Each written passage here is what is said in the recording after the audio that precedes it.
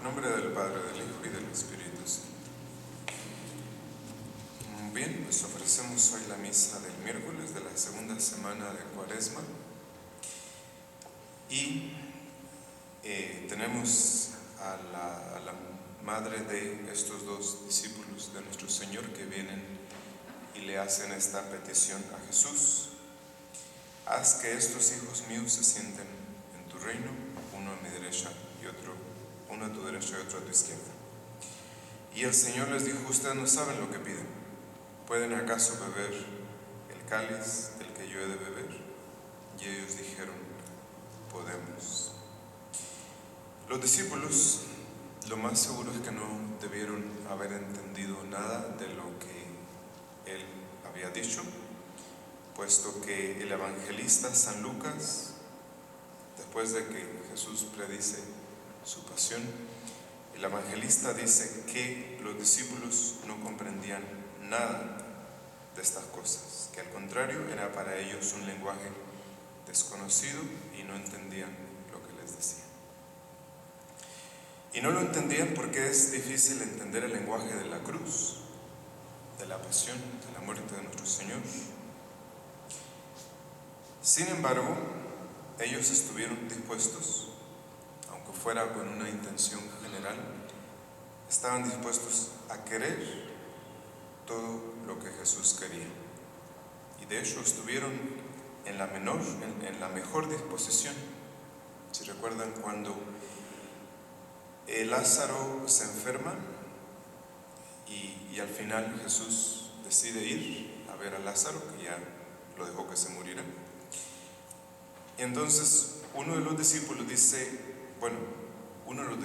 dice a Jesús que no pueden ir a visitar a Lázaro porque los pueden asaltar por el camino y los pueden matar a todos. Y uno de los discípulos dice: vayamos y muramos juntamente con él. Pero en términos generales es difícil entender el lenguaje de la cruz. Y los discípulos, al menos en interior, en intención, en deseo, no pusieron ningún límite a la voluntad de Jesús, como en teoría posiblemente tampoco nosotros lo hemos puesto. Por eso, cuando pedimos algo en nuestra oración, pues debemos estar dispuestos a aceptar por encima de todo la voluntad de Dios. También y especialmente cuando no coincida con nuestros planes o nuestros deseos. Dios ciertamente quiere que le pidamos lo que necesitamos y deseamos, pero sobre todo que conformemos nuestra voluntad con la suya, sabiendo que Él siempre nos dará lo mejor. Y así fue, porque al final casi todos los discípulos bebieron el cáliz del Señor. Santiago murió pocos años más tarde, decapitado, y San Juan padeció innumerables sufrimientos y persecuciones por amor a Cristo. Entonces, el cáliz, de una forma o de otra, le fue ofrecido, es decir, el cumplimiento de la voluntad de Dios, y el mismo cáliz nos es ofrecido a todos, en realidad. Entonces, cuando aquella mujer hizo aquella petición, Él les preguntó: ¿pueden ustedes beber el cáliz que yo he de beber? Sí, porque el Señor sabía que podrían imitarlo a Él de una u otra forma. Y sin embargo les pregunta para que todos oigamos que nadie puede reinar con Cristo si no ha imitado a Cristo en su pasión, en su calvario. Porque las cosas de mucho valor no se consiguen más que a un precio muy alto.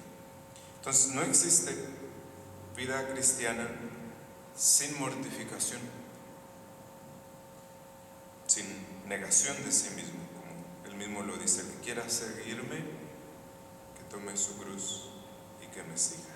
Entonces el precio de la vida cristiana es la negación de nosotros mismos. El Señor nos ha salvado con la cruz, con su muerte nos ha vuelto a dar la esperanza, el derecho a la vida, al cielo. Y no podemos honrar a Cristo si no lo reconocemos como nuestro Salvador en la cruz, si no lo honramos en el misterio de la cruz. Entonces, a partir de allí, el Señor hizo del dolor un medio de redención. Con su dolor nos ha redimido siempre que nosotros no rehusemos unir nuestro dolor al suyo y hacer de este, con el suyo, un medio de redención.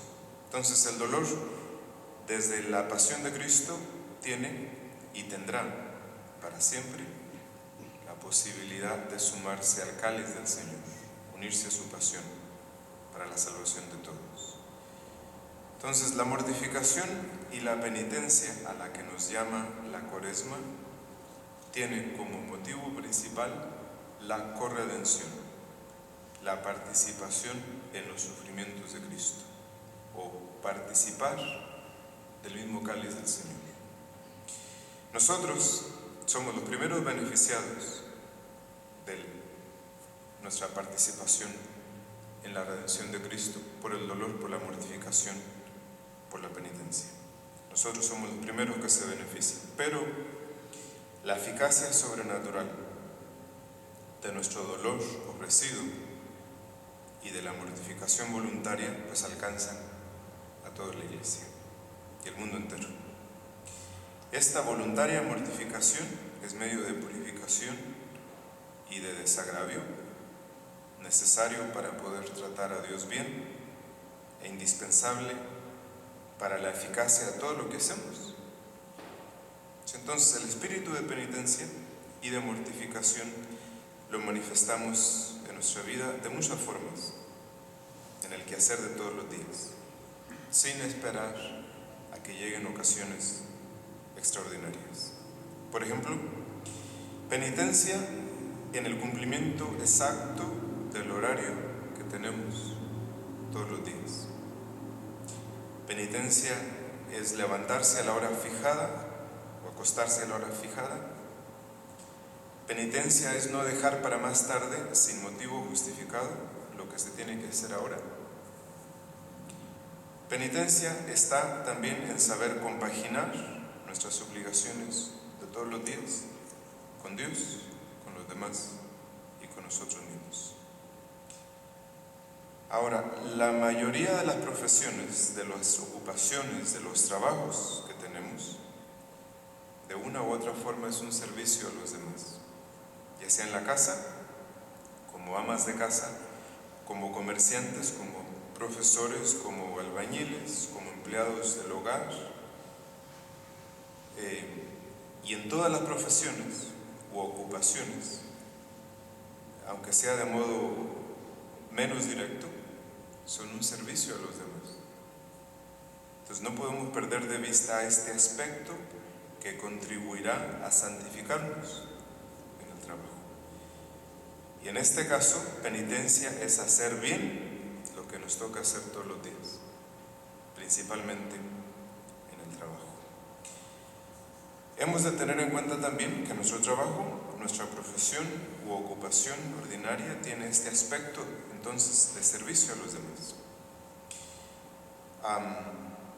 Entonces las cosas temporales que hacemos, las cosas que usamos, las herramientas, nuestro trabajo, todo lo que es humano y temporal adquiere su pleno sentido, su pleno valor cuando las ordenamos, cuando las orientamos hacia Dios.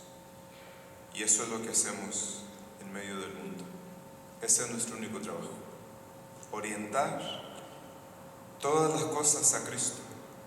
No debe haber ocupaciones, acontecimientos, personas, herramientas o cosas que hagamos que sean divorciadas o separadas de nuestra vocación en medio del mundo.